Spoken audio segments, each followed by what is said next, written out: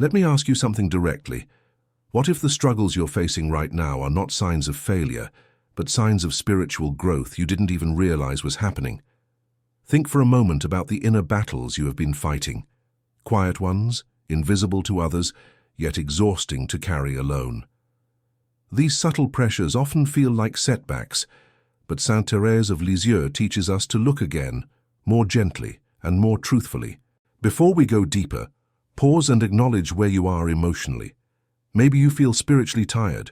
Maybe you've been questioning whether your efforts matter. Maybe you're wondering why you keep facing the same inner conflicts. These questions are not weaknesses. They are invitations to discover what God is doing beneath the surface. Thérèse understood that the path of spiritual maturity is rarely smooth. Growth often disguises itself as struggle, and grace often comes through quiet interior battles that no one else sees. Thérèse once expressed, in the essence of her spirituality, that when the soul is tested, it grows without realizing it. She believed with childlike confidence that God uses even the smallest trials to deepen our trust in Him. This does not mean God sends suffering. Rather, He transforms it. He uses the resistance within us, the fears, the doubts, the irritations, to expand the capacity of our hearts. What feels like collapse might actually be construction. Consider modern life: constant comparison, pressure to perform, digital noise that never stops, relationships pulling you in 100 directions. These realities create a perfect environment for subtle attacks: discouragement, self-doubt, spiritual dryness, hidden impatience, quiet loneliness. But here is where Thérèse's wisdom shines. She recognized that interior battles are not proof that you're losing. They are proof that you're fighting. And the soul that fights, even weakly, is already victorious in God's eyes. When you feel discouraged, it may actually be a sign that God is calling you deeper. When you feel spiritually dry, it may mean He is purifying your intentions. When you feel unseen, it may mean He is teaching you to anchor your value in Him alone. These interior tensions are not punishments. They are opportunities. They reveal where God is strengthening you, shaping you, and helping you detach from what cannot satisfy your soul. Thérèse invites you to see these moments with tenderness. Instead of judging yourself harshly, she would encourage you to step back and ask, what grace is God trying to give me through this? Because He never allows a trial without offering the strength to grow through it. You may not see the growth yet, but heaven does. Discouragement is one of the most subtle spiritual attacks because it rarely announces itself. It doesn't arrive with dramatic force. Instead, it seeps slowly into the heart. One moment you feel capable, motivated, and anchored in faith, and the next moment a quiet heaviness settles over you. Suddenly you question everything: your progress, your spiritual life, your purpose, even your worth. Saint Thérèse would call this a moment of interior trial, not a moment of failure. She once implied through her tender reflections that discouragement often arises when the soul is on the verge of deeper trust. In other words, when you are growing, the resistance increases. Just like a plant breaking through the soil encounters pressure, your soul meets invisible resistance when grace pulls you upward. The mistake we make is assuming resistance means something is wrong. Thérèse teaches us that resistance means something is happening. Discouragement becomes a spiritual attack when it convinces you that your efforts are meaningless. That is its greatest deception. It whispers, "You're not getting anywhere. Your prayers don't matter. Your sacrifices are too small. You're wasting your time." But Thérèse confronts this lie directly. She insisted that God values every intention, even the smallest ones. "A sigh of love," she paraphrased, "can move the heart of God." Therefore, discouragement is not a verdict. It is a sign that your heart is learning to rely less on feelings and more on faith. Modern life intensifies this attack. Social media constantly shows the illusion of effortless success. Everyone seems stronger, happier, more disciplined, more spiritual. In silence, you begin comparing yourself. This comparison breeds discouragement not because you are failing, but because you are measuring yourself through the wrong lens. Thérèse invites you to measure yourself the way God does, not by results but by love. Discouragement becomes growth when you choose to continue despite the heaviness. When you pray even when it feels dry. When you offer kindness even when your heart feels tired. When you pick yourself up after falling, these choices, hidden and humble, carry enormous spiritual weight. Thérèse believed that acts of love done in weakness please God even more than acts done in ease, because love born from struggle is love that costs us something, and therefore love that transforms us. Discouragement also reveals where your heart is attached.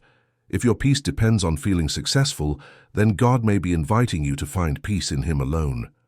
If your joy depends on visible progress, He may be teaching you to trust the unseen work of grace within you. Discouragement exposes the false foundations we try to build on so that we can rebuild on the only true foundation, God's faithfulness. So if you are experiencing discouragement, do not interpret it as failure. Interpret it as the soul stretching.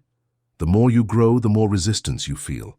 And the more resistance you feel, the more you are being shaped into someone who trusts God, not only when life is bright, but also when life is shadowed. Spiritual dryness is one of the most misunderstood experiences in the life of faith. It feels like a silence in the soul, an absence of consolation, a lack of emotion, a dullness in prayer. For many people, dryness becomes a frightening sign. They assume God is distant or displeased. They panic, believing they have done something wrong. But Saint Thérèse of Lisieux saw dryness very differently. She saw it as a hidden classroom, a place where God teaches the soul to love Him for who He is, not for what He makes us feel. Her spirituality suggests that prayer without emotion can often be more valuable than prayer filled with emotion. Why? Because it costs more. When prayer flows easily, when the heart feels warm and full of devotion, it is a gift. But when prayer feels heavy, empty, or confusing, the soul must rely on faith rather than feeling. This is the moment when love becomes purer, deeper, more sincere. And that is precisely why dryness becomes a quiet attack, because it tempts you to believe you should stop praying, when in reality it is the moment you should pray even more simply. Thérèse experienced dryness frequently. She did not hide it, nor did she panic when it came. Instead, she offered it to God as a sacrifice. She would say, in essence, "Even when I feel nothing, I choose you." This choice, made in interior darkness, becomes one of the most powerful expressions of love the soul can offer. Dryness is not the absence of grace, it is the invitation to trust grace beyond your senses. Modern life makes spiritual dryness even more challenging. We are conditioned to expect stimulation, instant results, immediate feedback. If something feels boring, we abandon it. If something requires patience, we replace it with something faster. But spirituality does not work like technology. It unfolds at the pace of the heart. It matures through perseverance, not performance. Dryness teaches us to detach from the need to feel spiritual and instead focus on simply being faithful. This is why dryness is often a sign of growth. Your soul is stretching beyond emotional dependency. God is not withdrawing. He is deepening your capacity to love Him with maturity, not impulse. When feelings fade, your motives are purified. When devotion becomes difficult, your intention becomes sincere. When prayer feels empty yet you still show up, that consistency forms the backbone of authentic holiness. If you are currently in a season of dryness, do not interpret it as punishment. Ask instead, what is God strengthening in me through this? Maybe He is teaching you patience. Maybe He is anchoring you in faith rather than emotion. Maybe He is preparing you for a deeper intimacy that can only grow in silence. Dryness may feel like abandonment, but it is often preparation. It is the space where God shifts you from spiritual childhood to spiritual maturity. The lack of sensation is not a lack of love. It is love being refined. One of the most silent and dangerous spiritual attacks in the modern world is comparison. It creeps into the heart without warning and begins to distort the way you see yourself. You may start the day feeling confident, peaceful, and centered in God, but after a few minutes scrolling through social media or listening to someone else's achievements, a subtle heaviness settles in. Suddenly you feel behind, insufficient, or unworthy. Not because anything in your life changed, but because comparison changed the way you interpret your life. Saint Thérèse understood this vulnerability before the age of smartphones. She recognized how easily the human heart loses peace when it measures itself against others. Her teaching, paraphrased, reminds us that the soul that looks too much at others loses sight of God's unique plan for itself. She believed that holiness is not a competition. Each person has a distinct path, distinct graces, distinct challenges. When you compare your journey to someone else's, you're comparing two completely different stories and judging yourself unfairly. Comparison becomes a spiritual attack when it convinces you that your small acts of love don't matter. You begin to believe that your sacrifices are insignificant, your progress is slow, and your purpose is unclear. But Thérèse would gently correct this illusion. She insisted that God sees you independently, not in comparison to others. He is not impressed with greatness. He is moved by sincerity. He is not examining your life against someone else. He is guiding you personally, intimately, uniquely. The modern world intensifies comparison by presenting curated perfection everywhere you look. People share their best moments, polished images, filtered success. But none of this reveals inner battles, private sacrifices, or hidden pain.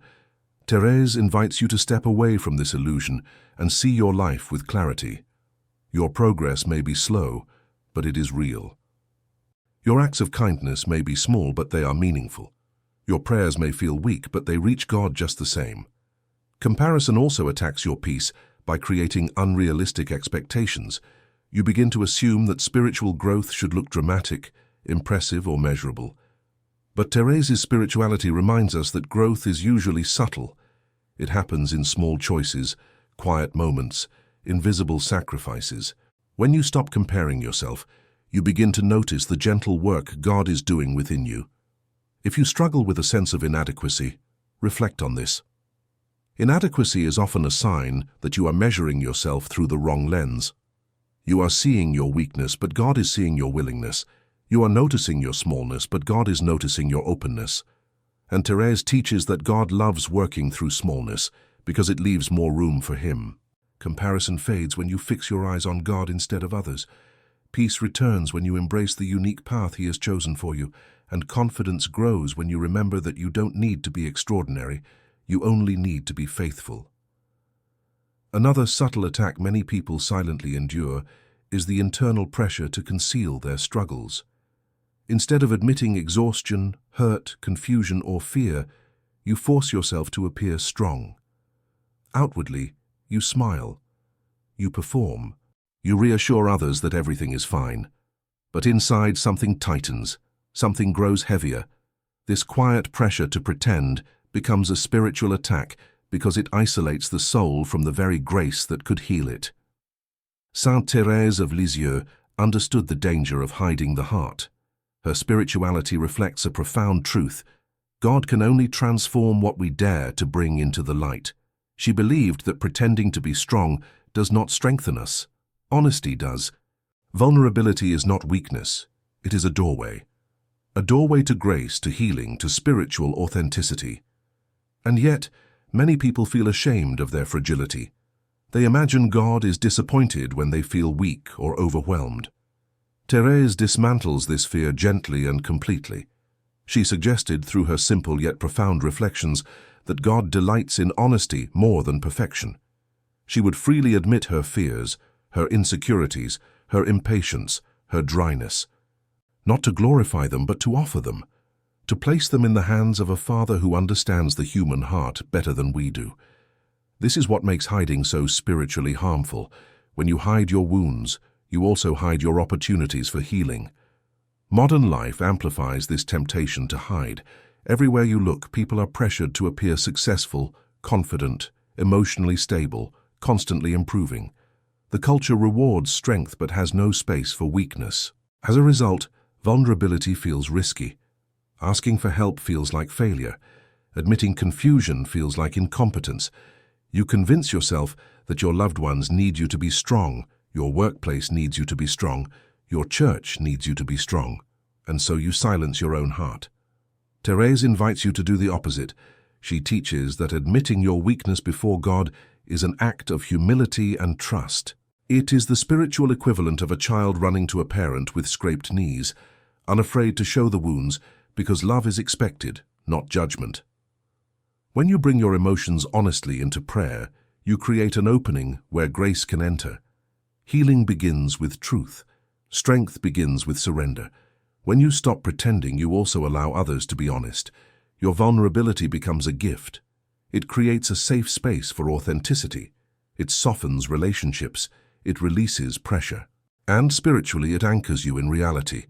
You are human, not divine. You are loved, not measured. You are welcome, not tolerated. God is not looking for invincible warriors. He is looking for willing hearts.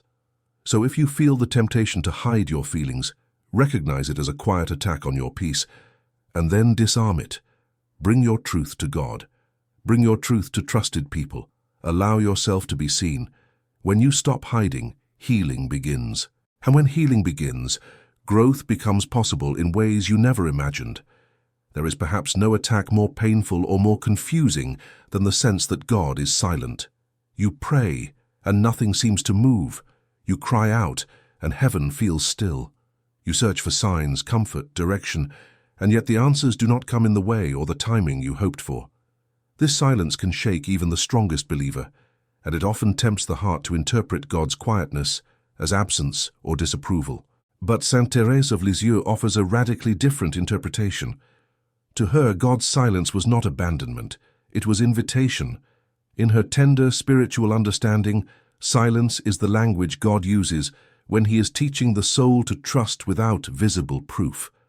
Silence does not mean distance. Silence means depth.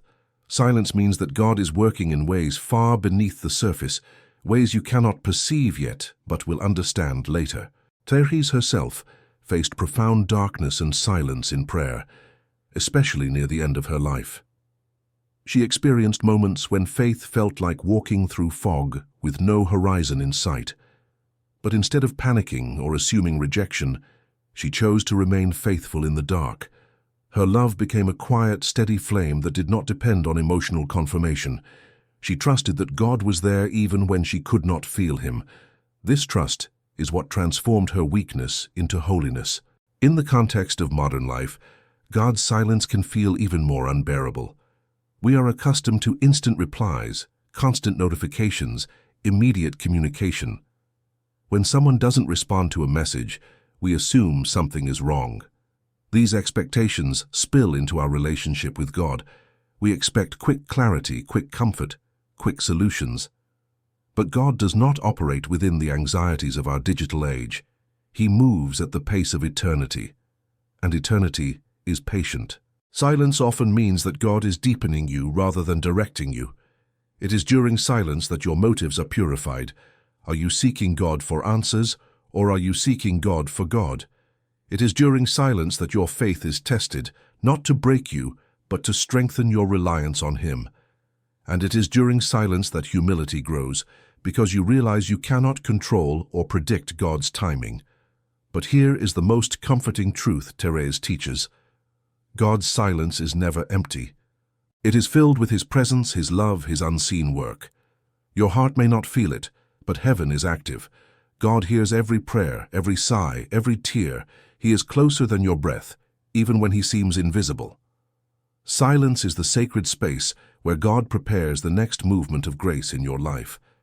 If you are experiencing divine silence right now, do not assume failure. Do not assume distance. You are not spiritually declining. You are spiritually deepening. Silence is not punishment. It is preparation. It is the soil where God grows the strongest roots of faith. You may not understand it now, but one day you will look back and realize that God was holding you most firmly in the moments when He seemed quietest. You are not failing. You are growing.